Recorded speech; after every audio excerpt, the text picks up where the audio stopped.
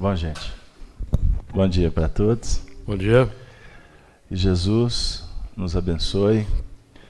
Com muita alegria, nós estamos de volta para realizar o estudo do Apocalipse, à luz da doutrina espírita. Hoje, dia 3 de fevereiro do ano de 2017. 18, né? Poxa, ato falho. 2018. Que 2018 seja um ano pródigo para todos nós. Luiz está de volta. Seja bem-vindo, Luiz. Correu tudo bem nas férias? Então tá bom. Nós vamos iniciar o estudo de hoje. O tema é Diante do Apocalipse. Estudo de número 93. Não é? Então nós vamos fazer inicialmente a leitura do capítulo 5, que é o objeto do nosso trabalho atualmente do Apocalipse. Interessante, porque eu abri aqui sem querer o Evangelho de João. Depois, enquanto o Júlio for discorrendo aqui, eu vou vir aqui no Evangelho de João, capítulo 5, que deve ter alguma novidade aqui para nós. Não foi por acaso. Então, o texto é: o livro selado com 7 selos. Somente o Cordeiro é digno de abri-lo. Então, vamos fazer a leitura a partir do primeiro versículo. E vi na destra do que estava sentado sobre o trono um livro, escrito por dentro e por fora, selado com 7 selos. E vi um anjo forte, bradando com grande voz: quem é digno de abrir o livro e de desatar os seus selos? E ninguém no céu, nem na terra, nem debaixo da terra podia abrir o livro, sem olhar para ele. E eu chorava muito, porque ninguém fora achado digno de abrir o livro, nem de o ler, nem de olhar para ele. E disse-me um dos anciãos: não chores, eis aqui o leão da tribo de Judá, a raiz de Davi, que venceu para abrir o livro e desatar os seus selos. Vamos ficar por aqui. Na última semana, nós fizemos um resumo, um apanhado, né? Não vamos dizer resumo, um apanhado de algumas ideias que foram trabalhadas no final do ciclo de 2017, que foi o mês de novembro e dezembro. E depois da introdução, nós começamos a trabalhar o início da interpretação do versículo 5. Estão lembrados? É isso mesmo, Júlio? Uhum. Bom, eu vou pegar um gancho para a gente iniciar no finalzinho do versículo 4. É só gancho. O versículo 4 diz assim: e eu chorava muito. Quem que chorava muito? O narrador. Quem é o narrador? João Evangelista, na ilha de Patmos. João Evangelista, o médium que foi escolhido por Jesus para receber a mensagem que nós estamos estudando há 2000 anos. Agora, no século 21, com mais recursos, porque temos uma chave extraordinária, que é a doutrina espírita, que nos ajuda a interpretar os símbolos, para que nós possamos, estudando as Escrituras, possamos penetrar no território do nosso coração, a própria intimidade. Então, o nosso estudo aqui, ele não é estudo de iniciação, um estudo místico. O nosso estudo do Apocalipse, como ele realmente propõe, é perceber que Apocalipse é revelar, tirar o véu dos mistérios. O que é mistério? É o que é desconhecido. E o que nos interessa é a dinâmica evolutiva no âmbito pessoal. Porque o Espírito opera no âmbito absoluto da sua intimidade e relativo diante da magnitude do universo. Então nós trabalhamos aqui dentro e trabalhamos lá fora. Ficou claro? Então, mergulhamos dentro de nós mesmos para nos preparar também para lidar lá fora. Tem hora que a gente vai lá fora para preparar para lidar aqui dentro. Então é um movimento de ir e vir, lá fora e aqui dentro. No caso João, ele foi escolhido pela sua condição, como um espírito que já se encontrava num plano de evangelização, de vivência dos ensinamentos, muito acima do que a grande parte daqueles que viveram naquela época, por uma questão de gradação. E quanto mais evoluído, mais qualificado é a sensibilidade e a mediunidade do indivíduo. Então, nós podemos deduzir, não está escrito em lugar nenhum, podemos deduzir que dos 12 apóstolos, João era o mais preparado para receber essa mensagem. Inclusive, era um médium extraordinário. Então, ele, vendo aquelas cenas, ele chorava. Ele chorava muito. Imagine um espírito nessa condição chorar muito, ou chorando muito. Tem alguma coisa de muito especial acontecendo. Porque ele diz assim, porque ninguém fora achado digno de abrir o livro. Então nós falamos que a dignidade para abrir o livro tem a ver com as conquistas interiores. Nessa imagem, não é que lá na ilha de Patmos não tinha ninguém digno de abrir o livro. É num contexto amplo, um contexto que envolve a humanidade, porque essas revelações, elas simbolizam todo um processo evolutivo da humanidade. Então, ele está dizendo assim, não há dignidade, não há vivência evangélica, não há uma condição que favoreça para abrir o livro. E se não tem condição de abrir, também não tem condição de ler. Porque você pode até ter condição de abrir, mas não necessariamente ter condição de ler. Você chega um livro na sua mão, tá bonito e tal. Entendi nada. Você põe o livro de lado. O próprio Apocalipse, não é? Tem 2000 anos que verdadeiramente o homem agora que começa a ter condição de entender. Certo? E olha que houveram muitos espíritos de mentes brilhantes que mergulharam aqui. Nós temos na internet, vocês vão encontrar, como é que chama o livro? Do Newton, Isaac Newton. Isaac Newton e as profecias de Daniel e o Apocalipse. Nós pegamos esse material que a gente tem, você vê que ele faz um apanhado histórico. A maioria dos livros que interpretam o Apocalipse, você verifica que estão muito na superficialidade. Recentemente lançaram um livro aí que foi um esforço bendito. Né? Os indivíduos pesquisaram, fizeram uma pesquisa longa, mas você abre, ele ajuda a você conhecer um pouquinho do pensamento dos outros. Projeções ali, acolá. Mas não, para o trabalho que a gente faz, por exemplo, não acrescenta nada. Nós viemos discutindo isso, né? Por que não acrescenta? Porque nós não estamos mais interessados na interpretação dos outros. Para nós temos uma base de uma interpretação de um espírito de escola, que é Allan Kardec. Então a gente estuda Allan Kardec, para ele nos dar elemento para que a gente tenha condições de fazer a interpretação pessoal. E eu repito, a interpretação não é apenas um mecanismo intelectivo, racional.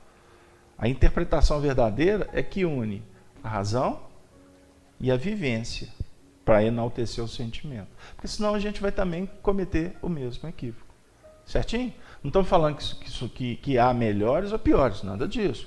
Existe uma gradação, existem missões, existem tarefas muito específicas para cada um. Então não tem nada errado no universo. Nós não estamos aqui condenando, até diga-se de passagem, porque não temos nem autoridade para fazê-lo. Mas observem bem qual que é a linha de pensamento que nós estamos tentando. Por exemplo, seguindo o Emmanuel. Que o Emmanuel propõe é exatamente o que a gente está tentando fazer aqui. Basta você pegar um livro singelo, Caminho, Verdade e Vida. Você abre aqui, na própria introdução do livro, ele vai falar sobre a interpretação dos textos sagrados. Sabendo primeiramente isto, que nenhuma profecia da Escritura é de interpretação, ou de particular interpretação. Não é. Pegaram aí? Não é. Então, se você for seguir só uma interpretação, você está equivocado. Nós temos que abrir. Para ter dignidade, ficou claro? Abrir e ler. Abrir e ler. Abrir e ler. É um movimento de repetição. Você estava aqui quinta-feira estudando um livro dos Espíritos. Hoje você está dando sequência. Chegar em casa, você vai fazer a tarefa do lar, você está dando sequência. Amanhã, um exemplo, domingo, o indivíduo tira para descansar. Ele está dando sequência. No estudo. Porque na hora do entretenimento você também está estudando.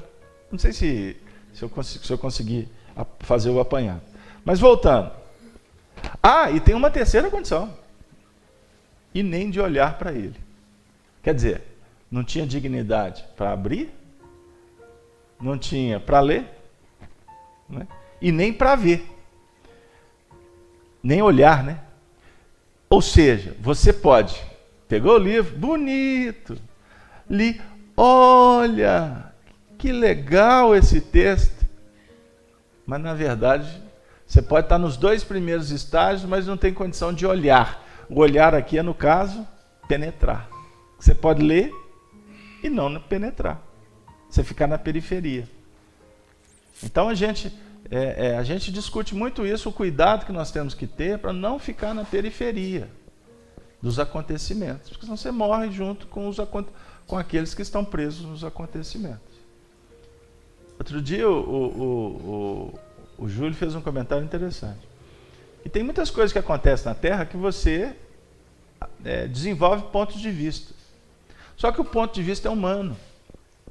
Aí, quando desencarnar, aí vem a lucificação. Aí você vai ter a oportunidade de ver os outros pontos de vista com relação a um acontecimento. Você está achando que aquilo ali é verdade, mas de repente é uma pseudo-verdade. Então repetindo, abrir, ler e olhar. E aí eu completo, para fechar essa abertura aqui desse versículo 4, que serve de gancho. Jesus é quem nos indica a questão do olhar. E aí eu vou citar, particularmente, é o versículo que mais me toca com relação a esse assunto. Porque tanto Mateus, Marcos e o próprio Lucas, os 3 trazem Jesus dizendo: vigiai e orai. Só que eu particularmente me prendo em Marcos, quando no capítulo 13, no versículo 33, Marcos coloca um outro ingrediente: olhai, vigiai e orai. Ele põe o olhai, que os outros evangelistas não colocaram. Então, olhar é exatamente essa condição aqui. Bem-aventurados que têm olhos de ver. Porque primeiro você precisa de identificar. Aí você parte para o segundo movimento do vigiar. Tomar conta. Prestar atenção no que está acontecendo na sua intimidade. Para administrar. E na hora de administrar, o orar vem por último. Tem gente no livro nos Espiritistas que fala assim: orar e vigiar. E está errado. Orar e vigiar é místico, é teologia.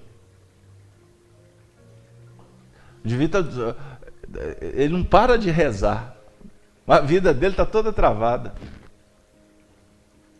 A oração é comunhão, é elevação, para que você opere. Então, primeiro você tem que entender. Não adianta você orar sem entender. Você vai ficar, Pai Nosso, me livre do problema, Senhor, me livre da tentação. Ele não sabe nem o que é tentação. Aquela tentação, aquele perigo ainda não o visitou. Então, ele não pode partir do fim para o começo. Ele tem que partir do simples para o complexo. Isso é pestalose, do particular para o geral, que Allan Kardec adota na instrução espírita. Ficou claro, Júlio? É isso aí? Está correto? Pois bem, então fica essa abertura para a gente voltar no que nós já começamos a falar na última semana. Versículo 5. E disse-me um dos anciãos: não chores. Eis aqui o leão da tribo de Judá, a raiz de Davi, que venceu para abrir o livro e desatar os 7 selos. Nós vemos aqui claramente que o leão da tribo de Judá é Jesus. Nós começamos a falar semana passada. Nós trouxemos o leão como um dos 4 ângulos da nossa estrutura psíquica. O leão que nós trabalhamos anteriormente. O leão da resolução, o leão da coragem. Historicamente, o rei dos animais, embora ele não seja, na verdade, na prática, o rei dos animais. Mas ele ficou conhecido como o rei dos animais por causa do tamanho, da força. Então, em nível íntimo, é o movimento da operação, da vontade, da boa vontade. E no caso aqui, a nossa referência da tribo da raiz de Davi, a gente sabe que é Jesus. Ele foi digno, ele é digno, ele será digno de abrir, de ler e de olhar. Então ele é o nosso modelo, né?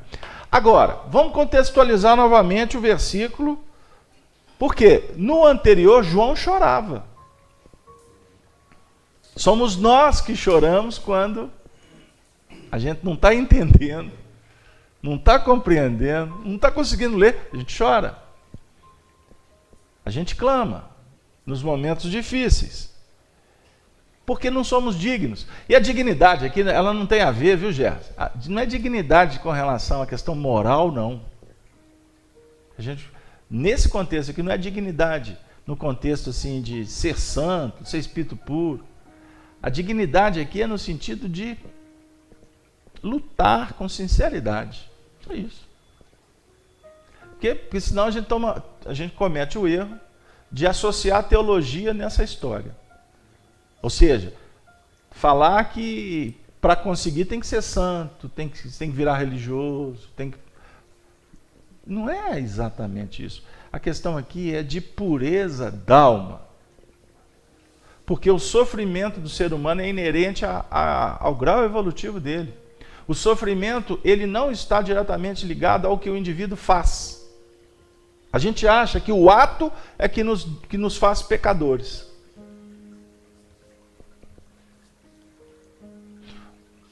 Nós trabalhamos isso aqui semana passada, não trabalhamos, Cláudio? O ato, o seu ato é igual ao meu. Foi o exemplo que nós demos. Nós dois vamos escrever um livro. São 2 atitudes iguais. Mas é diferente o resultado disso, é em nível íntimo. Então, quando, por exemplo, eu escrevo um livro e estou feliz, e a Cláudia escreve um livro e está infeliz, eu vou estar feliz, isso é simbólico, né? Porque eu estou feliz na realização, mas ela está triste porque está escrevendo um livro, ela podia estar fazendo outras coisas. Então, o sofrimento dela é inerente à maneira que ela entende, que ela percebe, que ela compreende o ato de escrever o livro. Então, ter a compreensão nos dá a condição de superar o problema que a atitude, que o ato em si pode trazer. Por exemplo, eu e você erramos com relação ao Luiz. Aí você faz de conta que eu entro na culpa. Mas para que eu fiz isso? Você que fez a mesma coisa, vira para mim e fala assim: Roberto, Luiz é um aprendiz como todos nós. Bola para frente, vamos reconsiderar isso, vamos reparar isso aí. Não fica preso na reclamação, não. Vamos para frente. Quer dizer, ele está numa posição espiritual que favorece para que ele não sofra. A minha posição espiritual vai favorecer para que eu sofra. É nesse sentido. E aí eu estou fazendo esse esforço aqui, porque aparece um ancião para consolar João. E disse-me um dos anciões, não eram 12? Era 24, né? 24 anciãos. Lembram que é o 12 num movimento, 12 no outro movimento? Né? 12 horas do dia? Ou 12 horas do dia, 24 horas do dia. É aquela dinâmica operacional. O 12, lembram que é o número completo? 12 apóstolos, 12 meses. O 12 dividido por 4, 4 vezes 4? Não. 4, dividido por 3, que é da Trindade. Não é? Da Trindade. Então o 4, lembra que nós estudamos aqui que o 4 é a base da pirâmide? O 4 é a base da sustentação da construção da casa mental. Pirâmide é casa mental, viu, gente? Não é pirâmide lá do Egito, não. Embora ela foi construída para nos contar isso que nós estamos entendendo agora. Então é o 4 que tem a pirâmide que representa o número 3, mas a pirâmide tem 4 facetas. Você olha para ela, é 3, mas se olhar por cima, ela é 4. São 4 faces da pirâmide. O número 4 representa a reencarnação, os corpos que nós necessitamos para reencarnar. Então, é importante a gente lembrar que esse ancião é uma manifestação da misericórdia, da sabedoria, que está dentro da gente mesmo. E que vai ser impulsionada por um ancião de fora. E aí que o Júlio separou um texto aqui para a gente, ou uma ideia, de Allan Kardec no livro A Gênese. Lá nos primeiros movimentos. Que ele vai trazer aqui agora para nós, sobre a importância do ancião da nossa vida, nesse movimento em que estaremos diante do leão. Porque sem o ancião que vai nos ajudar, a gente não vai entender o leão que é o Cristo. O leão da tribo de Judá, que é Jesus. Nós precisamos de ancião no momento de sofrimento para perceber Jesus como espírito ou a proposta dele. O leão aqui é a proposta e é de uma tribo. Olha que beleza. Traz Kardec. Allan Kardec, no livro A Gênese, capítulo 1, trata do caráter da revelação espírita. No item 5, ele diz assim, no item 5, lá no final do último parágrafo, os homens progridem incontestavelmente por si mesmos e pelos esforços da sua inteligência, mas entregues às próprias forças, só muito lentamente progrediriam se não fossem auxiliados por outros mais adiantados, como o estudante o é pelos professores. Podemos acrescentar que os homens e os espíritos, que a lei de evolução, ela é eficiente, ela é autossuficiente. Mas a misericórdia divina nos auxilia por aqueles que já alcançaram mais avançados patamares, que vêm suavizar a caminhada. E no item 7, ele complementa esse apontamento com a seguinte frase: a revelação é sempre feita a homens predispostos, designados sob o nome de profetas ou messias, isto é, enviados ou missionários, incumbidos de transmiti-lo aos homens. Então tem a predisposição, que é a tendência. Emmanuel tem um pensamento interessante, que Emmanuel comenta assim num de seus textos, que eu não me lembro agora qual, que nós aqui na Terra, nós clamamos pela ajuda divina, pela ajuda dos bons espíritos, pela ajuda dos amigos espirituais. Mas os espíritos superiores que nos tutelam a caminhada, que buscam nos ajudar, clamam a Deus por braços que os vão secundar nos esforços de dinamizar a bondade divina. Então é um movimento de mão dupla.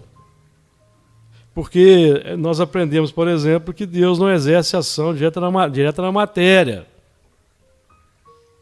E aprendemos também, na questão 459 do Livro dos Espíritos, que os Espíritos nos influenciam de tal maneira que, de ordinário, são eles que nos dirigem. Então, se Deus não exerce ação direta na matéria, os Espíritos também não exercem ação direta na matéria. Ambos se utilizam dos braços humanos para atuarem na matéria, tanto os espíritos inferiores quanto os espíritos superiores. Então nós precisamos desenvolver a nossa predisposição em secundar aqui na Terra os bons espíritos, criar tendência nobre, criar tendência positiva. Então, nós estamos aqui desenvolvendo, fazendo esse trabalho, não é para diagnosticar, é para identificar, evidentemente, para diagnosticar o que está, que é complexo na caminhada humana, mas não só diagnosticar, é nós vermos em nós qual que é em nós a fonte que gera a complicação, para que nós deixemos de gerar complicação, e geremos a misericórdia, geremos a bondade, a compaixão. Porque uma das tônicas de Jesus era uma imensa compaixão pela humanidade. Então, o que nós temos que desenvolver, e nós não vemos o nosso sistema complexo, político, econômico, social da Terra, não é governado pela compaixão ou pela misericórdia. Diga lá, Cláudia. A Cláudia está querendo falar alguma coisa conosco? Não, essa colocação aí foi divina.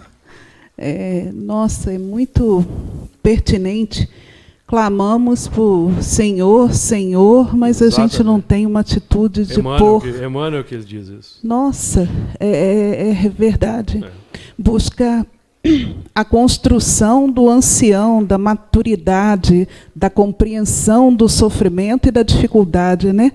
E colocar os braços à disposição do trabalho, do serviço, se qualificar para isso, se preparar para isso, sair da posição de vítima que aguarda, que espera o socorro, exatamente, e se colocar numa posição de dar socorro, primeiro a si, né? E depois a quem está em volta. Essa colocação é fantástica. Tomara que você lembre onde está, deve ser um texto muito bonito. Mano, é de uma dessas obras ali, mas eu não... Quer falar?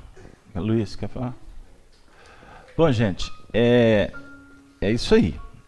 O estudo é uma construção, né? Cada um vai pegando de acordo com as suas possibilidades e quando coloca para fora a gente vai construindo juntos. A ideia é essa mesmo, até para ajudar a dinâmica do atendimento aos espíritos e aos nossos amigos da Rede Amigo Espírita, que eu nem saudei hoje cedo. Então, bom dia para todos os amigos. Hoje a Denise não está aí representando o chat. Eu peço, inclusive, desculpa para os amigos do Facebook e do YouTube, mas que, se tiverem perguntas, que encaminhem para o e-mail da FEAC, que é feacminas@gmail.com. Coloquem assunto Apocalipse com o tema Diante do Apocalipse, que a gente tenta responder depois as questões. Então, um abraço para todos os amigos. Então, vamos continuar. Então, no versículo 5, opa, eu voltei aqui. Não, aqui. No versículo 5, continua dizendo: E disse-me um dos anciãos, não chores, eis aqui o leão da tribo de Judá. Então, o leão da tribo de Judá é Jesus. Por que é Jesus? Para o judeu pode não ser. Ele pode interpretar de outra forma. Pode.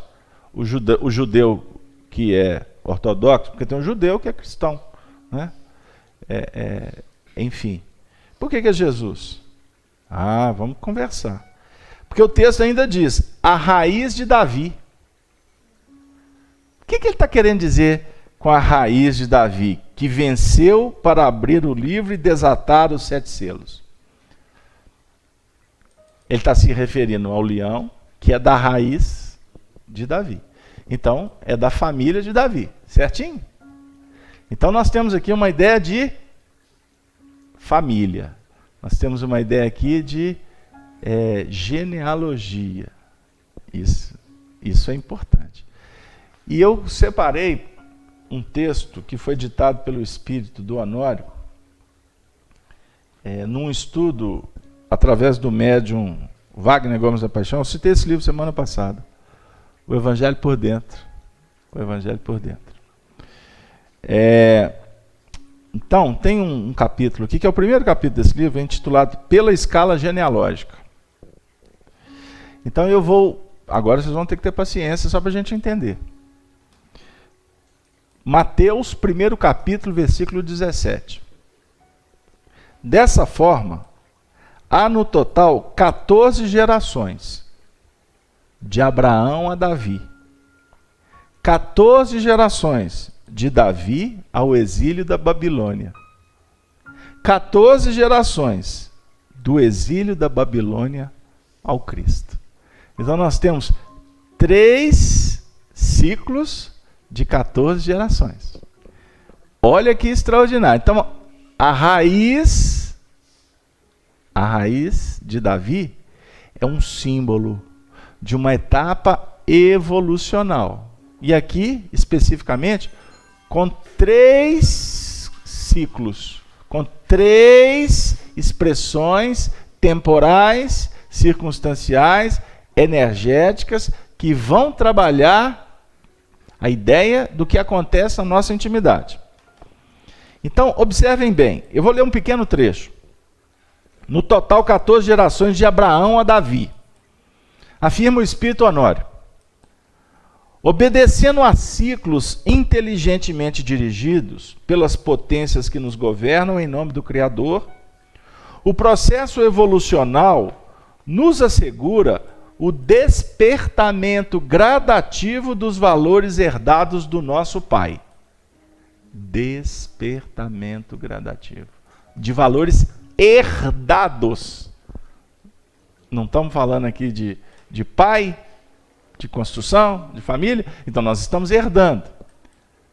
Herdando lá de Abraão, ou herdando do Abraão íntimo, que foi trabalhado lá atrás. Do Davi íntimo, que foi trabalhado lá atrás. Captaram aí? Então, apoia-se na história, mas para falar da nossa própria história. Esses valores, em eclodindo por força de circunstâncias e condições existenciais, que por ora nos escapam ao juízo em sua plenitude, representam alicerces intelecto-morais em bases humanas, permitindo, abre aspas, a descida. Abraão vai descendo. Descida. Dos ideais que tomarão corpo e se tornarão doutrinas vivas no meio social. Olha que extraordinária essa frase. Ideais, eu vou repetir porque isso para nós é muito importante. Representam alicerces intelecto-morais em bases humanas, permitindo a descida dos ideais que tomarão corpo. Quer dizer, o alicerce intelecto, o alicerce moral, vai fomentar que nós abracemos ideais. O ideal de servir. Agora, esse ideal de servir, por exemplo, que são todo tipo de ideal, ele vai tomar corpo. Ele vai tomar corpo e vai se tornar depois doutrinas vivas. Como que ele vai tomar corpo? O meu ideal é de servir. O verbo se fez carne, né, Beto? O verbo se fez carne. O meu ideal é de servir. Ô FEAC, que dia que vocês têm tarefa aqui de visitação aos lares? Opa, dia de sábado. Ó, como é que faz aí? Tem que ter diploma, tem que ter curso. A gente pode rir. Mas o negócio é complicado por aí afora. Porque tem lugar aí que o indivíduo tem que ter um selo. Tem que ter aprovação do conselho. Do conselho, do cardeal. Tem que ter a bênção papal, né? Aí leva o nome de curso. Com todo respeito aos cursos que temos nas casas espíritas. São cursos. Na verdade, são cursos. Os cursos são encadeamento de temas que vão ser discutidos. Ajuda. Mas eu estou criando aqui uma outra discussão. Que eles não podem ser a condição sine qua non, a não ser para assuntos mais complexos, a mediunidade, por exemplo. É necessário que o indivíduo tenha uma preparação. Você não vai pegar um indivíduo que desceu as escadas aqui, você vai jogar ele numa reunião mediúnica. Não é assim. Tem que ter um cuidado, é uma outra coisa. Cuidado tem a ver com a terapêutica, com a educação, com o plano pedagógico. Agora, definir como regra é um dos problemas do movimento espírita. Vamos continuar. Eu estou falando do espiritismo, né? Eu não posso falar de outros lugares. Não, é lógico. Então, vamos voltar. Então, quando você abraça o ideal, você só vai fazer que esse ideal tome corpo quando você descer. O que é descer? O ideal está no plano do superconsciente. Ele é um sonho. Ele vai descer quando ele vier para o coração, por exemplo. E ele tem que passar pelas mãos. Aí entra os braços do Emmanuel Artoia. Ele tem que operacionalizar. E aí ele vai se tornar, um termo que o Honório usa aqui, doutrinas vivas. O que é doutrina viva, Luiz? Fala para mim. Por favor. O que é doutrina viva? Bom dia a todos.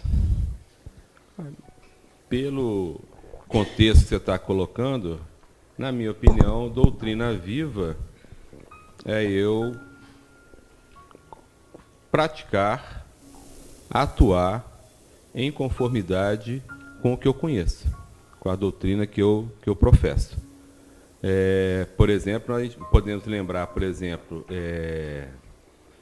Jesus, por exemplo, ele não escreveu nada. Jesus foi uma grande doutrina viva, porque ele não escreveu, mas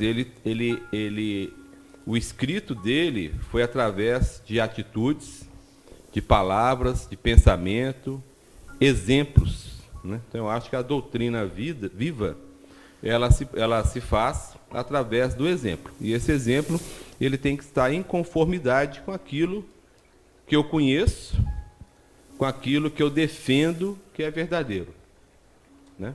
Acho que entender isso. Ô Beto, deixa eu ler um parágrafo de Emmanuel aqui. Que... Vai lá. E nessa linha aí, ó, é no livro Pensamento e Vida, é o capítulo 24, Humildade. Uhum. Quem retrata em si os louros dessa virtude, quase desconhecida, aceita sem constrangimento a obrigação de trabalhar e servir, a benefício de todos, assimilando deste modo a bênção do equilíbrio e substancializando a manifestação das leis divinas e jamais alardeia as próprias dádivas. Você está falando da substância viva, carne. Porque se é vivo, tem substância. Tem carne. O sangue circula, pede um alimento. Recupera, regenera. Doutrina viva. Eu vim para que tenham vida e tenham-a em abundância, disse Jesus. Tenham vida. Então todo sistema que encarcera, que dificulta, ele mata. Ele cerceia. Ele impõe. Certo?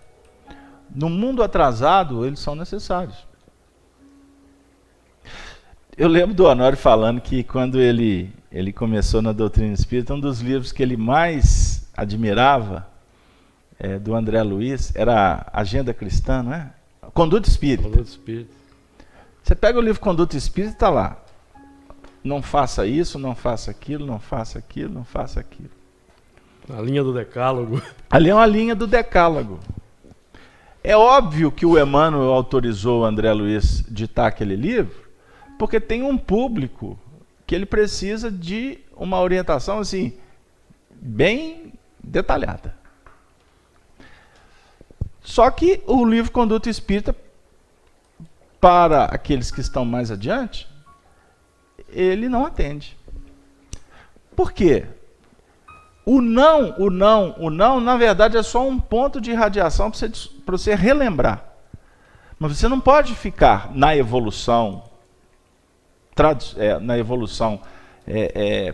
transcendente, você não pode ficar no não.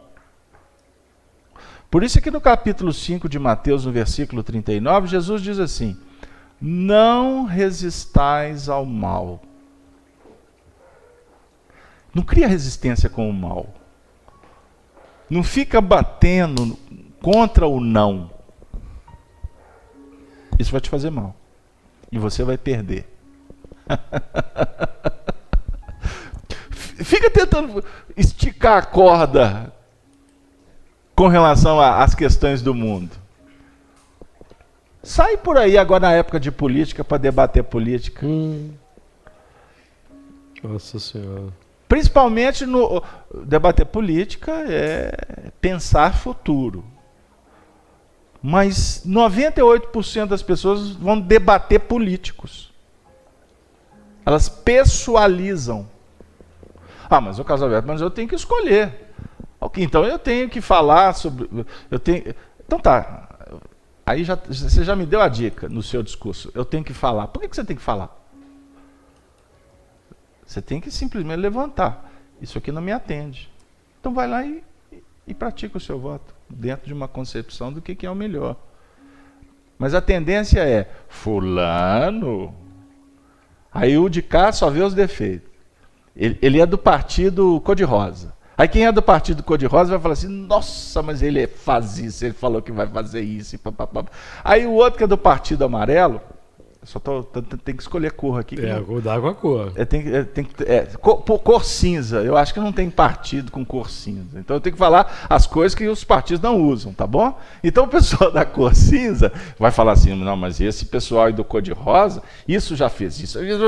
Aí fica se discutindo uma série de coisas e não se percebe que o que deve ser elevado ou levado em conta é o projeto de trabalho e a base moral que possa sustentar para que o indivíduo opere esse projeto moral, ou melhor, esse projeto que ele está idealizando. São duas coisas muito simples, mas a mais importante é o projeto do indivíduo.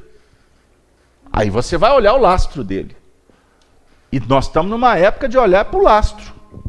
Folha de serviço. Vamos mudar, gente. Vamos renovar, vamos trocar. É bom, faz bem. Oxigeniza. Isso é bom, isso é bom, isso é bom. Pegaram aí? Mas o que é importante é o projeto. Então vamos trazer agora para nós, na nossa política divina. Não fica discutindo o que tu fez, quais que são os seus pecados. Não.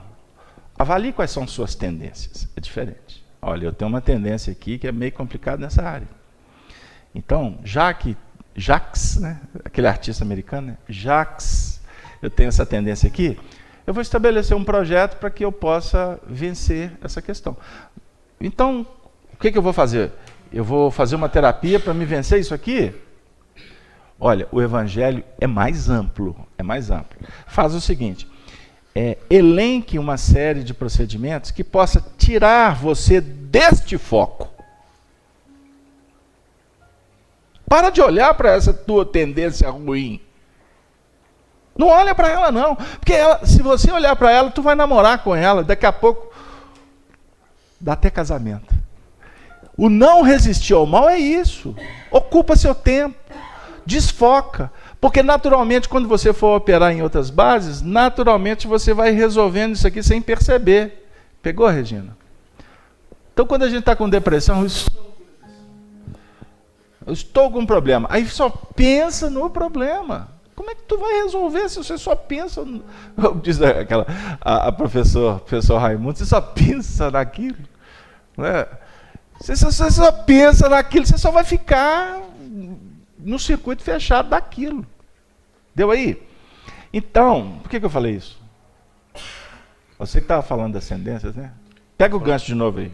Falando de... Nós estávamos falando das questões de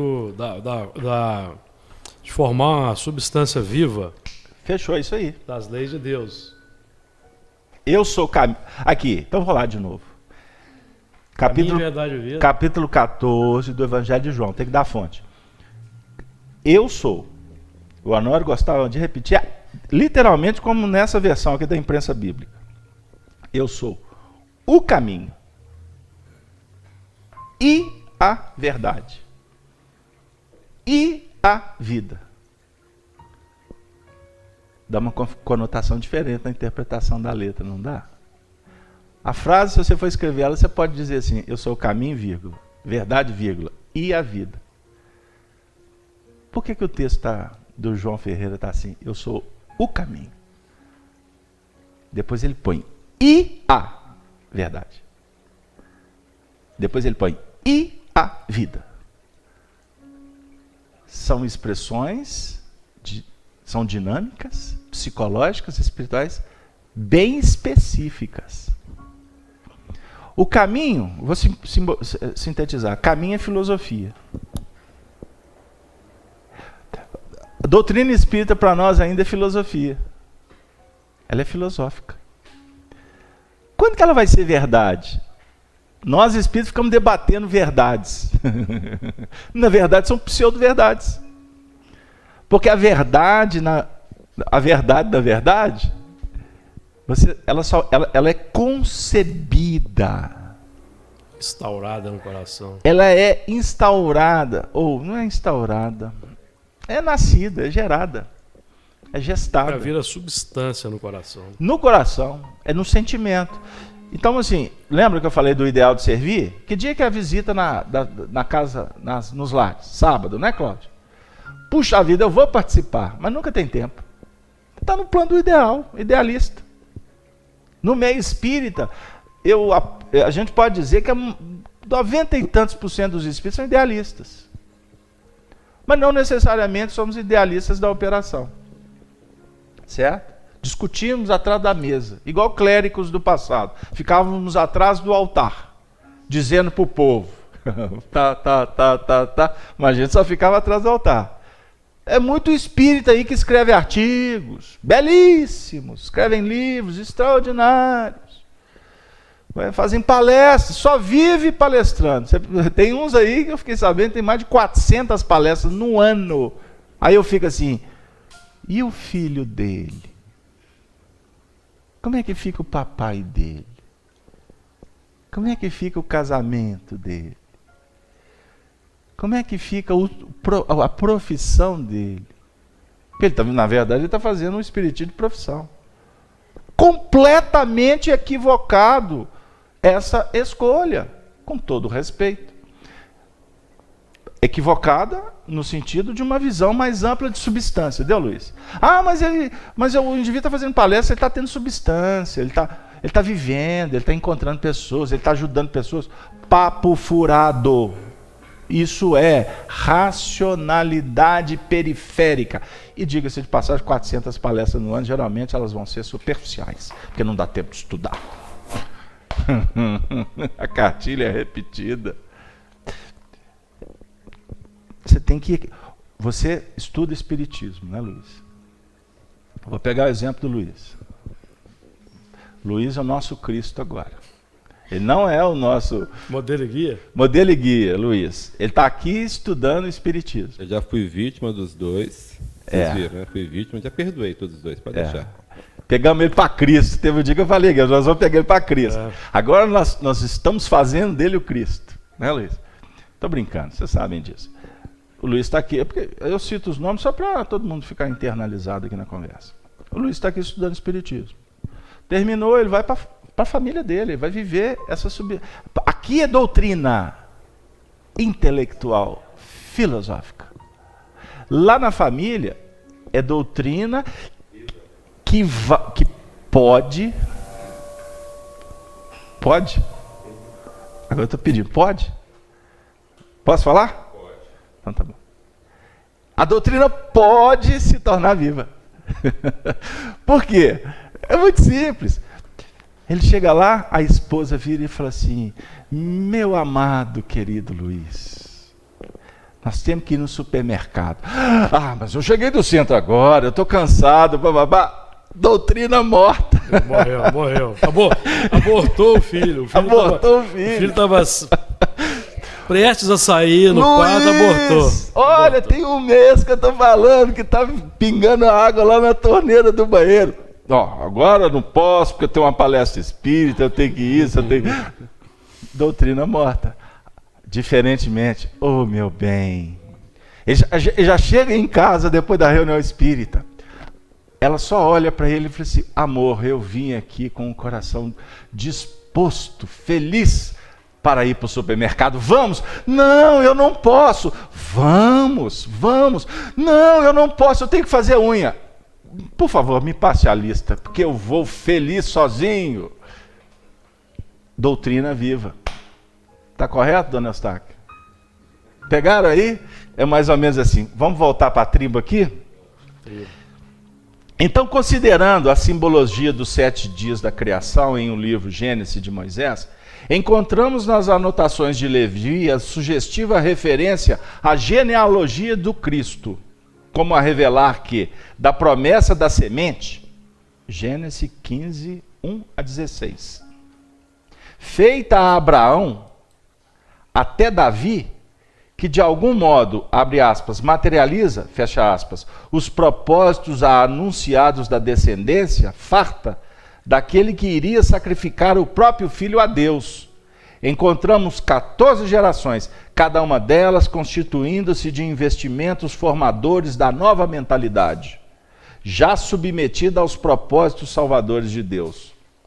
Sugestivo associar semelhantes providências reencarnatórias com os 40 anos do povo hebreu no deserto, sob a custódia da lei, para a formação da nova mentalidade renovada, segundo a revelação recebida por Moisés. Eu não vou ler o próximo texto, mas depois nós vamos encontrar 14 gerações, de Davi ao exílio da Babilônia. E depois 14 gerações da Babilônia até o Cristo. Então está falando aqui do leão da tribo de Judá, da raiz de Davi, certo? O que nós estamos trazendo aqui, na verdade, em síntese, é que antes de Davi, houveram 14 gerações. Que tudo começou com Abraão, não foi? Abraão, Isaac, Jacó, até chegar em Davi. 14 gerações. De Davi, mais 14 gerações até os judeus ficarem no exílio na Babilônia. E do exílio da Babilônia, houveram mais 14 até chegar no nascimento do Cristo. Ou seja, identificando na terceira série de 14 gerações a culminância dos planos de Deus, que se confirma na chegada do Cristo após o périplo das almas que lhe prepararam o caminho. Chegou lá no texto de Kardec de novo. E me parece que ao todo são 9 gerações de 9 ciclos de 7, desde Adão até chegar em Jesus, que dá 63 gerações ao todo. Uhum. E Jesus é a 64ª geração, aí encerrou a profecia. 6 e 4 dá 10. Então Jesus é a decálogo vivo. O decálogo vivo. Então é necessário a gente lembrar, só para efeito histórico aqui, é que lá atrás nós aprendemos, no início dessas gerações, o ensinamento: amarás o Senhor teu Deus de todo o coração, com toda a sua alma e com toda a sua mente. Tudo começou assim. Lá em Jesus, depois dessa série de três séries de 14 gerações, Jesus lá na frente volta no mesmo ensinamento dizendo: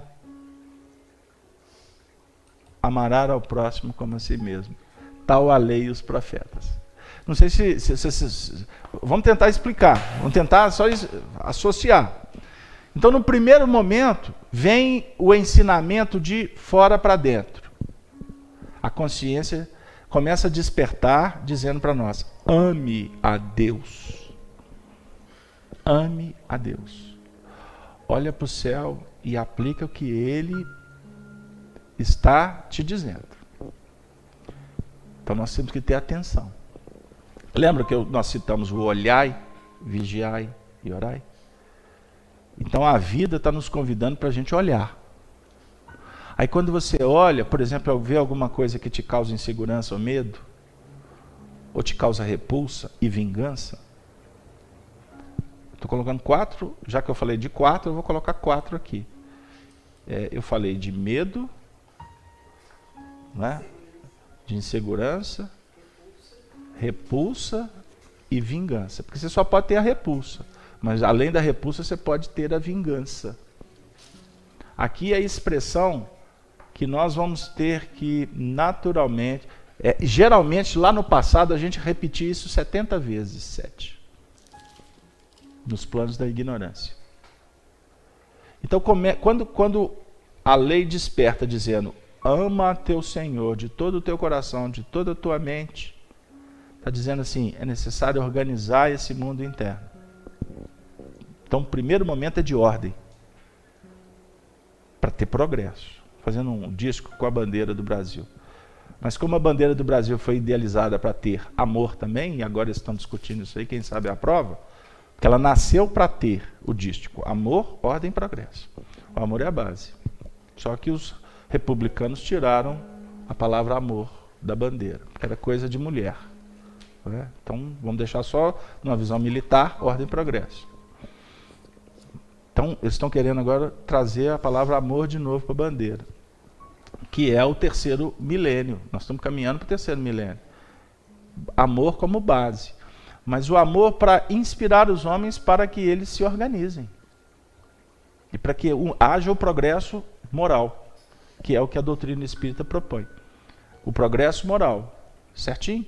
Então, nós estamos, nesse momento, sendo convidados a voltar lá a 3 ciclos de gerações de 14.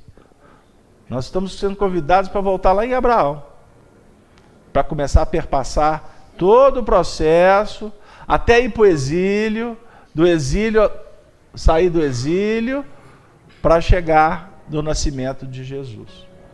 E aí ele fala para nós: em verdade vos digo, que sereis reconhecidos como meus discípulos por muito vos amardes. Quando a gente estiver amando muito, nós estaremos adquirindo a plenitude. É isso aí? Quer falar? Não, é só o dado que eu te falei. De Adão até Abraão são 21 gerações, e de Abraão até Jesus, 42. Então dá o seu total de 63 ao todo. E Jesus é a 64ª, que é o 10. Ok. Beleza. Só um dado curioso. Importante para os estudiosos que estão acompanhando e que gostam de anotar. Então, aí o versículo continua dizendo, para a gente concluir o versículo, né? E o trono... Que trono? Eu estou aqui... toda hora volta para o capítulo 4. É capítulo 5, Carlos Alberto. Então vamos lá. E disse-me um dos anciões: não chores, eis aqui o leão da tribo de Judá, a raiz de Davi, que venceu. Então quando o ciclo conclui, é porque há vitória. Fala, Luiz. Está avançando, só para falar um pouquinho da Judá. A gente está só lembrando da importância de Judá, né? Judá, eu estava dando porque na semana passada vocês tocaram, né, em Judá, né? 49,9 de Gênesis, por exemplo, tem uma citação de...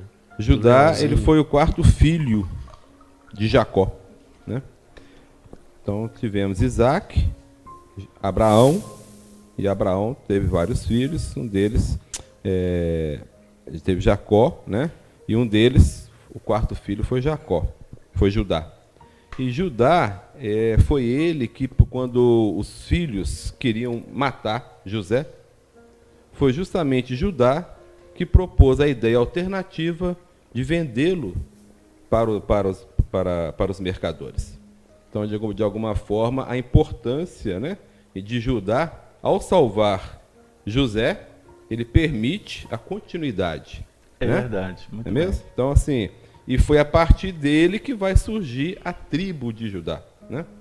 Que lá para frente vai ter... Só um pouquinho. Pode falar. Então, aí dá gancho. Leão da tribo de Judá. Ou seja, o leão entrou em cena para impedir que os outros irmãos dele matassem o José, era o mais novo, não era? Mais novo. José, vocês estão lembrados de José que foi para o Egito? Benjamim era o mais novo? O Benjamim nasceu depois, né? Porque José e José Benjamim não conheceu o são Benjamim. irmãos. José não conheceu o Benjamim. Ah, tá.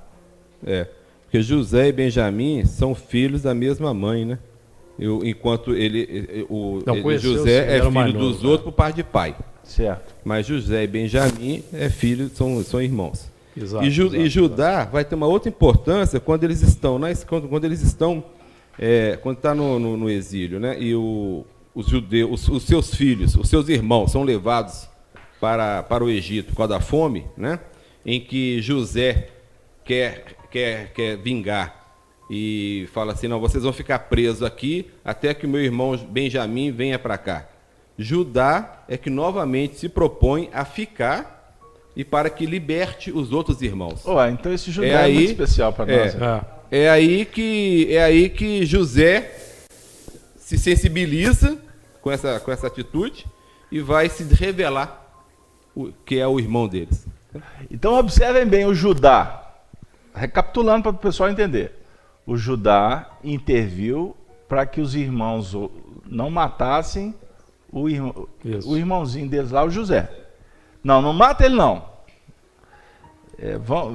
Venda para mercador, mas não mata não. Foi vender? Não, eles não colocaram ele numa cova? Colocaram ele na cova e parece que Judá depois, acho que tem essa... O Judá queria depois tirá-lo, mas eles não deu certo. Entendi. Aí acabaram vendendo. Entendi. Gente, é cultura judaica que nós estamos lembrando. Então, observe bem, o Judá, ele teve um papel importante para que não fosse morto o irmão. E depois que há toda uma circunstância lá na frente, quando eles vão para o Egito, porque eles descobrem que o José foi para o Egito e se tornou uma pessoa próxima ao faraó. Então ele tinha um cargo de importância. A família passava por dificuldades, né, por causa da seca. Eles vão para o Egito para pedir ajuda para o familiar, né, no caso eles, o irmão, porque o irmão era importante, de repente o irmão ia ajudar a família. Quer dizer, eles pisaram na bola, mas a circunstância obrigou que eles fossem pedir ajuda para o irmão. O irmão acolhe, mas tem aquele sentimento de vingança. Nós não falamos aqui da insegurança, do medo, da vingança, não é? Da repulsa. Ele teve a expressão sentimental ali da vingança. Repulsa, vingança. Só que aí o Judá, de novo, não. Eu me coloco aqui, me prenda e liberte os outros. Então, é o leão que já está trabalhando numa linha do cordeiro. Lembra dos 4 animais do Apocalipse? Quais são? A águia, o leão, o cordeiro, a águia é a última, né? Recapitulando: a águia, o leão, o cordeiro, faltou o urso. Então estão lembrados? Então o leão aqui no movimento de cordeiro, no movimento de touro, porque ele põe as patas no chão. O leão, lembra que nós falamos aqui que o leão ele tem a firmeza, né, os músculos, quando o touro se posiciona, as 4 patas dele representam a fixação dos caracteres terrenos. Então é importante essa sua chamada de atenção para o Judá. Quer concluir? Só para terminar, aí a gente vê que ele fala aqui em raiz, né? Então a gente lembra que raiz é ela que vai dar sustentação para a planta, né? Ótimo. Que vai absorver os nutrientes, a água, né? Então, nós colocamos aqui que a raiz de Davi, nós aí compreendemos que a raiz aqui é Jesus, né? Aí eu só trazendo para o nosso particular, temos que buscar que Jesus seja também a nossa raiz, né? Para que possamos nos alimentarmos dele, né? Porque Jesus, ele nos disse em João 6,35, que ele é o pão da vida, né? Aquele que vem a mim não terá fome, e quem crer em mim nunca terá sede. Para que não ocorra conosco o que fala Mateus 3,10, ou seja, quando ele vai falar o seguinte: também agora está posto o machado à raiz das árvores. Toda árvore, pois, que não produz bom fruto, é cortada e lançada no fogo. Muito bem, Luiz. Gostei aí. Você já trouxe a pesquisa aí, e isso a gente incentiva vocês todos a fazerem também. Então, o Luiz colocou um ponto importante da árvore Jesus, né? Então, nós temos no capítulo 15 do Evangelho de João a questão da videira, né? No qual o texto diz que Deus é o pomicultor. Pomicultor. No caso, Jesus é a videira. E que nós somos os ramos dessa videira. Então o texto diz: o ramo que não estiver em mim secará e será lançado no fogo. Então aí a gente verifica aí a seiva levantada pelo Júlio. A seiva aqui é o amor. O amor é que dá vida. Então a seiva da planta é o amor que nós estamos nos referindo. Então quando nós nos desconectamos do amor, dos princípios norteadores de uma vida que nos proporciona harmonia, naturalmente a seiva não vai chegar naquele ramo. E esse ramo vai secar. É isso que Jesus traz esse simbolismo de uma forma maravilhosa. Eu reputo que é um dos capítulos mais poéticos e ao mesmo tempo mais profundo do Evangelho de João, é o capítulo 15, que é uma citação que Jesus faz quando ele estava na ceia, naquele último encontro com os discípulos, conforme a narrativa do próprio João, a partir do capítulo 13, quando tem a passagem do lava-pés. No capítulo 14 ele fala do Consolador prometido, há muitas moradas na casa do Pai. Ele vai falar que ele vai embora, que os discípulos não iam ficar órfãos, porque o Consolador viria para ensinar tudo. Aí ele chega no capítulo 15, que é uma das culminâncias, e aí ele vai falar desse símbolo da videira, do papel dos discípulos, dos anciãos, né? Daqueles que legislam no sentido de auxiliar no encaminhamento dos espíritos que estão numa condição mais atrasadas, né? Isso é muito importante a gente refletir. E só para a culminância desse projeto de Jesus do capítulo 15 é quando ele chega e diz assim, depois que ele conta toda essa história da videira, aí ele fala assim, que não do papel dos discípulos, e ele fala que não existe amor maior do que dar a vida pelo seu irmão. Esse é o texto. Dar a vida pelo seu irmão. A dizer o seguinte, que o amor verdadeiro, transcendente, é quando esquecemos de nós mesmos e saímos para amar. Porque assim operando, estaremos amando a nós mesmos. No movimento contrário, ou melhor, da retaguarda, o indivíduo os seus instintos fazem com que ele se apoie na sua conservação, na sua preservação, em detrimento do outro. É a lei da selva. O que vale é a minha prole, é a minha comida, é a minha integridade. Um abraço para os outros. Isso aí é o movimento do animal, do leão. É o movimento do leão. Não é? Por isso é que o leão vai se abrindo para o cordeiro. E isso é devagar. Mas para ele se abrir para o cordeiro, ele tem que ter olhos de águia. Ele tem que ter a sabedoria da águia para fazer voos certeiros. Não é verdade? Não é certeiro? E ao mesmo tempo, como eu citei o próprio urso aqui, não é? No sentido de cuidar da questão da natureza, de saber, por exemplo, como o urso polar, né? Ele faz a caçada, se alimenta, de sorte que ele possa ficar 6 meses hibernando no inverno. Isso tudo tem a ver com planejamento. Olha que extraordinário. Pode falar. Você lembrou desse capítulo de João? É porque no final, no capítulo 16, né, eu lembrei porque aqui fala o seguinte, que venceu para abrir o livro.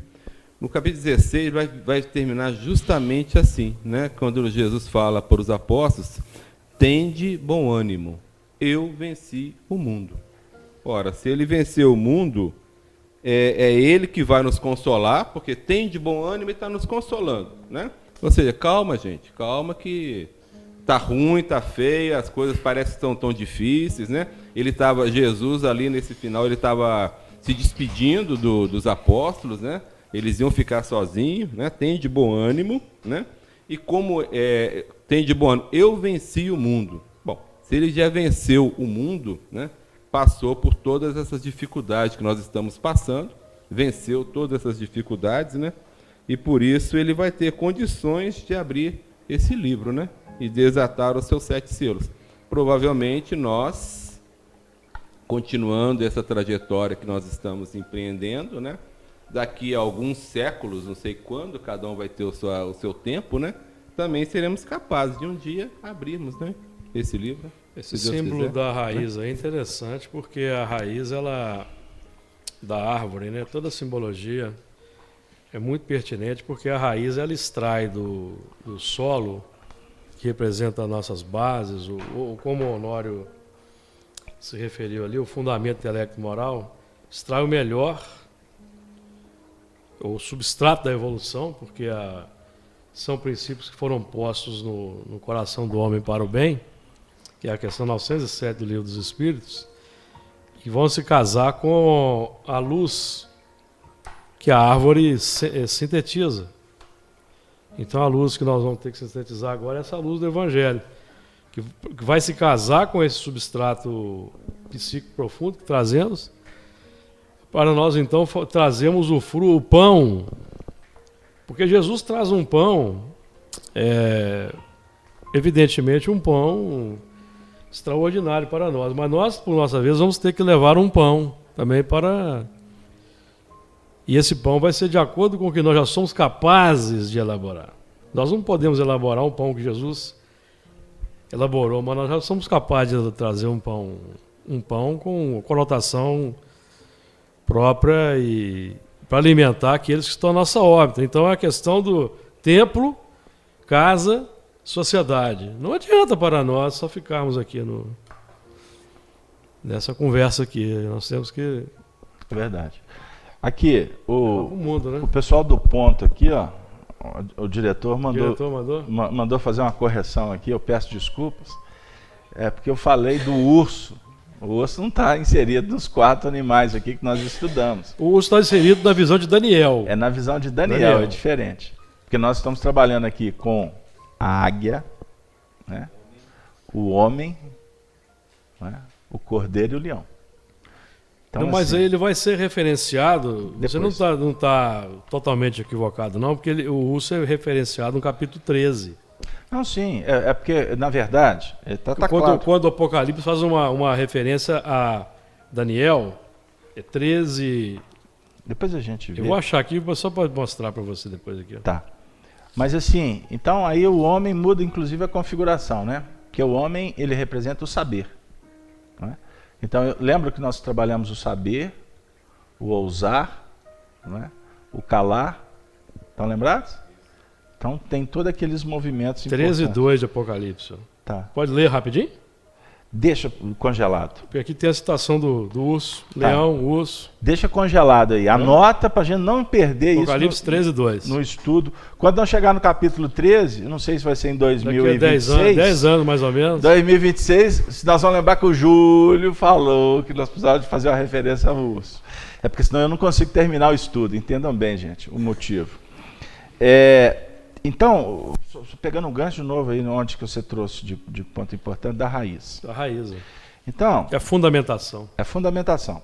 Então nós podemos, eu vou trazer aqui apenas um aspecto que o Honório lembrou lá na época do estudo que a gente fez, sobre o para abrir o livro e desatar os 7 selos. Não.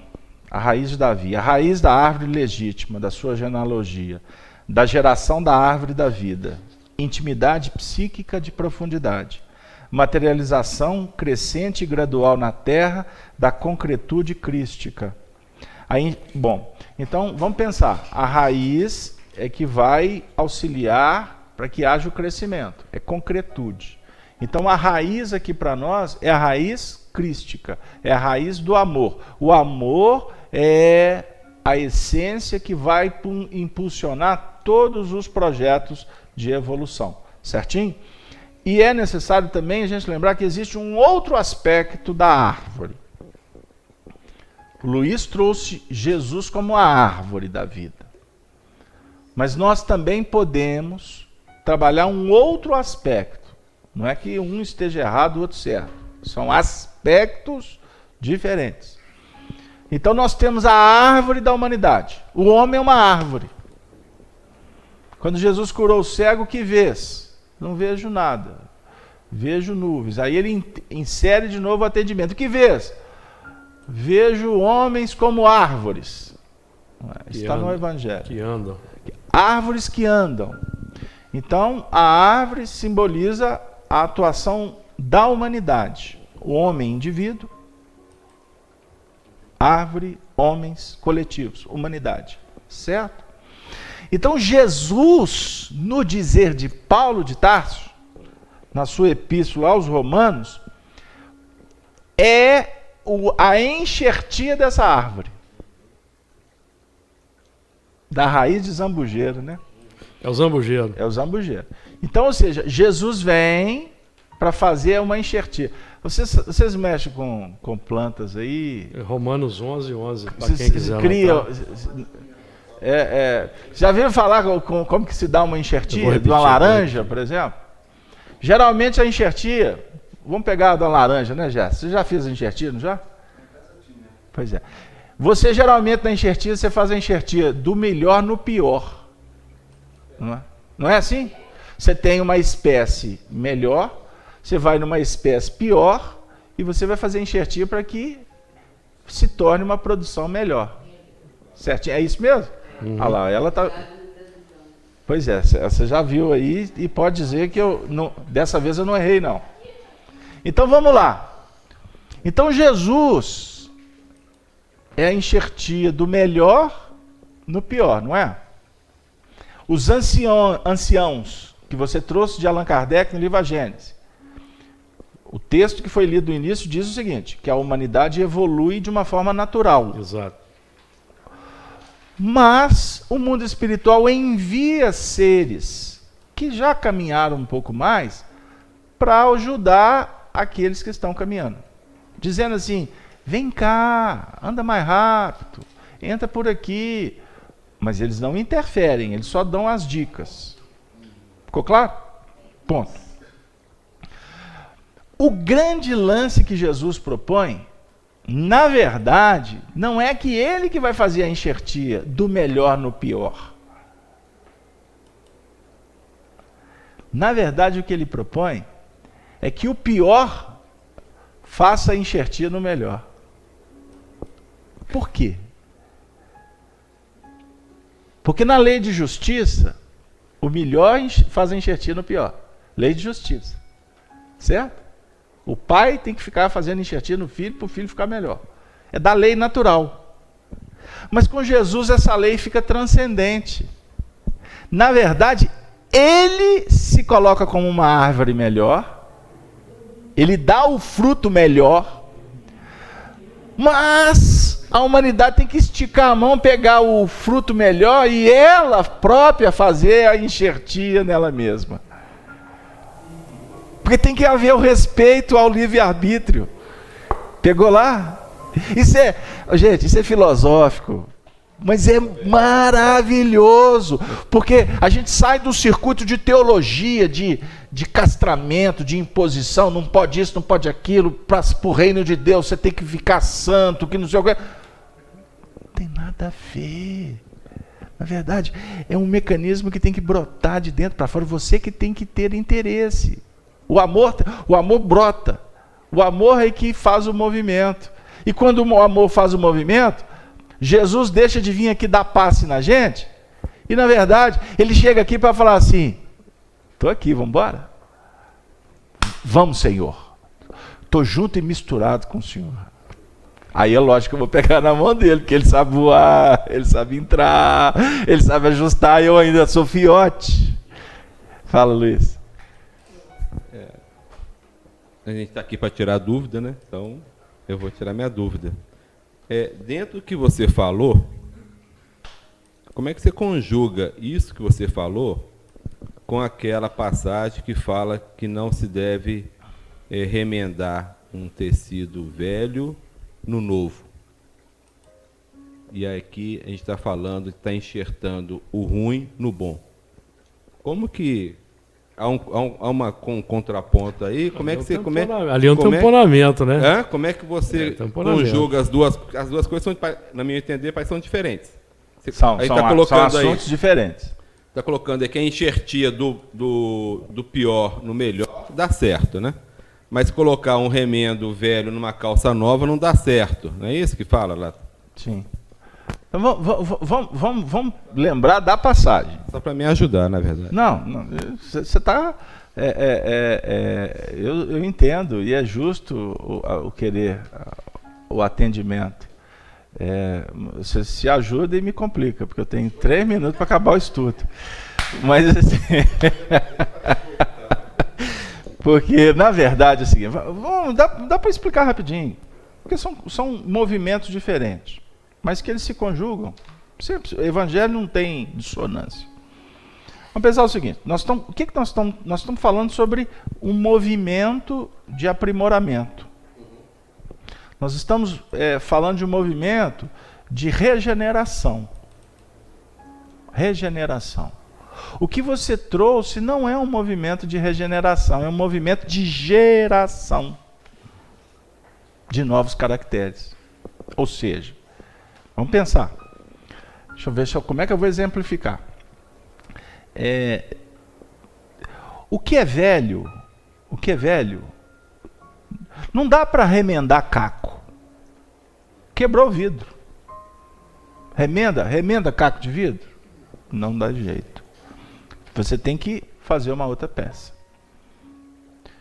Quebrou. Então, se você vai fazer uma outra peça, você vai ter que começar do zero. No caso aí, ele tem esta conotação. Existem questões na nossa vida que não dá para você voltar para remendar. Nós citamos, aqui, dá para fazer rápido. Lembra que a gente citou o Paulo? O Paulo. Pode só ler uma frase do Honório aqui? Pode, você acaba de... Vai. A criatura complica-se no trabalho, na família, no campo social e leva a virtude de ter dado pão para o faminto. Então, esse pão para o faminto é o remendo que ele quer colocar no tecido que está todo rasgado e ele acha que ele vai se dar bem. Você está entendendo? É isso aí. Você do Honório, eu copiei aqui no... Tá bom, eu brinco muito que vocês estão me complicando, porque eu tenho 2 vertentes. Primeiro, olhar o tempo, né? Que é a ordem. E segundo, porque o assunto... Eu falo para o Júlio. Eu converso muito com o Júlio aqui. O Júlio, pode contar? O Júlio, quando começou a fazer palestra aqui na FIAC, aí teve um dia que a primeira palestra dele, ele falou assim: vou lá, Júlio, vou te dar uma força lá. Ele falou assim: você vai fiscalizar. Eu não vou fiscalizar nada, eu vou te dar uma força. Aí vim aqui, o Júlio estava indo assim... um estudo super gostoso, beleza e tal. Aí estava nos 40 minutos do segundo tempo. O Júlio trouxe uma passagem de 10 versículos. E Júlio, nunca faço um negócio desse. O negócio é largar dúvida no povo. Você não vai resolver. Vai levar a dúvida para casa, né? Não, vai buscar. Eu estou brincando, eu estou contando isso aqui porque está em casa mesmo. Na verdade é o seguinte, um versículo, uma frase, ele vira um estudo. É só por isso, tá, gente? Não é a ideia, é porque eu tenho a dinâmica. Mas isso casa com o que você está falando. Nós estamos falando o tempo todo aqui do braço, da ação, que é o elemento de fazer a dicotomia entre o templo e a sociedade. Então ele, vamos fazer uma brincadeira aqui. Ele lá fora ele é o cão chupando manga. dentro de casa, no trabalho, na via pública, e aqui ele leva a virtude de fazer campanha do quilo, de entregar sopa, você está entendendo? Aí chega o mundo espiritual, ele não entende por que ele está na treva no mundo espiritual. É óbvio. Aí eu tenho que fazer uma meia-culpa, né? Porque senão vai ter gente que vai sair da campanha do quilo porque grita em casa. Eu não posso perder trabalhador, Júlio. Não, mas não é sair. Né? Vamos pensar uma coisa. Parar de gritar em casa. São movimentos. Vamos organizar as ideias. São movimentos. São ciclos. São circunstâncias. Nós estamos num trabalho. Eu vou voltar à questão da enxertia. A nossa raiz, na verdade, ela não está em. A nossa raiz não está em Jesus. Jesus de Nazaré, não está em Davi, não está em Abraão. Não está na tribo de Judá. A nossa raiz está em Capela. Se você falar em Capela, não, a nossa raiz não está em Capela, não. Nossa raiz está em Sírios. Aí você chega lá em Sírios, onde está? Sua raiz está aqui? Não, sua raiz está em outro mundo. Então, na verdade, nós estamos num processo de aprendizado permanente. Porque a seiva é divina. O nosso vínculo é com Deus. Toda a nossa produção, ela é efetiva e qualificada quando conectados com os planos da nossa consciência que nos faz relembrar de Deus. Agora, nesse movimento, o grande lance é ouvir, sentir e viver os aspectos do bem. E Jesus nos revela isso. Por isso que quando nós viemos do Éden, agora eu vou voltar lá para o paraíso. Estão lembrados? Viemos, Adão, depois Adão, Eva, Caim, Abel só do contexto. A nossa raiz é Caim. Aqui na terra a nossa raiz é Caim. Certo? Então, aí nós vamos caminhar com Caim até chegar em Jesus. Por isso é que Jesus falou para os fariseus: vós tendes por pai o diabo. Ele fala para os fariseus: o pai dos religiosos é Caim, é o diabo. A oposição à luz. Então aí tem um movimento em que Jesus nos auxilia, né, para que a gente renasça. Aí ele fala, não dá para remendar. Renasça comigo. Certo? Agora, renascendo com ele, nós estaremos o tempo todo nos movimentando para buscar essa enxertia que é permanente dele conosco. Que ele tem experiência. A enxertia aqui é a experiência dele. Deu aí, gente? A enxertia dele é a experiência. Então, para terminar, nós estamos vivendo um problema grave no relacionamento. Vamos ser prático. Qual que é o grande desafio que brota na intimidade? O que eu vou fazer com esse relacionamento? Ele está no fundo do poço. Por que eu falei relacionamento? Porque o relacionamento você está no trato com o outro. E o outro com você. Aqui nós saímos da individualidade e vamos socializar. Relacionamento é socialização. Certo? O grande desafio nosso é assim: o que eu faço? Eu remendo o pano novo no velho? Eu vou remendar? Eu vou juntar caco? Eu vou começar tudo de novo? Ou eu vou começar em outras bases? É esse o problema que nós temos que solucionar. Se não houver amor, sensibilidade, paciência, humildade, a gente vai continuar vivendo essa grande dúvida. Pegaram lá? Então eu posso aqui concluir o trabalho dizendo: não fica olhando para o passado, não. Não fica resistindo ao mal. Começa uma vida nova. Agora, saiba de uma coisa: começar uma vida nova pode ser começar o relacionamento de novo. Uhum. Quer dizer, chutar o balde. Ao invés de ter que começar uma outra situação. Mas existem casos que começar esse relacionamento de novo não dá. Agora. Mas temos que preparar porque ele vai começar amanhã. Pode ser que o casal separa, cada um para um lado. Não tem essas histórias aí? Ou aqui não acontece, não, né? Aqui não. Aí cada um vai para o lado. Separaram, eles estão com 45 anos. Fui longe, hein? Porque o povo está separado com 30. Aí com 45 anos, 50 anos separaram. Vou ter que... Como é que vai ser? Vou recomeçar. Aí um recomeça do lado de lá, recomeça do lado de cá. Aí vamos viver experiência. Costume, isso é mais comum do que vocês possam imaginar. Passa 20, 30 anos, daqui a pouco estão os dois juntos de novo. Pode até não ser mais naquela mesma situação de antes, mas vão viver os últimos dias juntos, um ajudando o outro. Isso é muito comum. Isso é muito comum. O que aconteceu ali? Opção, livre-arbítrio. Naturalmente, vão ter que reparar isso de alguma forma. Quando o indivíduo está com o outro, ele tem lá na lei obrigatoriamente que viver com esse indivíduo até o fim da vida. Isso não existe, isso é humano. Mas a lógica pode indicar que o projeto é para uma vida inteira. Então, como você não sabe, você sempre vai ter dúvidas, o melhor é ser prudente, é ser respeitoso, é investir no seu relacionamento, não é? É dar sua vida pelo irmão. De repente não é marido, de repente não é mulher mais, mas é seu companheiro, não é? É seu irmão, é seu pai, é sua mãe. Você tem que ir trabalhar. E aí essa é a dinâmica, né, de oferecer para o outro o que gostaria que o outro te fizesse. É a lei e os profetas com Jesus. Louvado seja o nosso Senhor Jesus Cristo. 10:03. Peço desculpa por ter atrasado 3 minutos. Convido-os para nos acompanhar na próxima semana com o estudo do Apocalipse. Eu agradeço a presença de Semana todos. que vem... O que é a semana que vem? Carnaval. Tá, é o feriado dos 4 dias aqui no Brasil. Então nós vamos fazer o seguinte, semana que vem então, só um pouquinho, semana que vem não teremos estudo, combinado? Nós vamos retomar daqui a 15 dias, daqui no 2 sábados, combinado? Bom, gente, então nós vamos encerrar, agradecendo a Jesus pela oportunidade.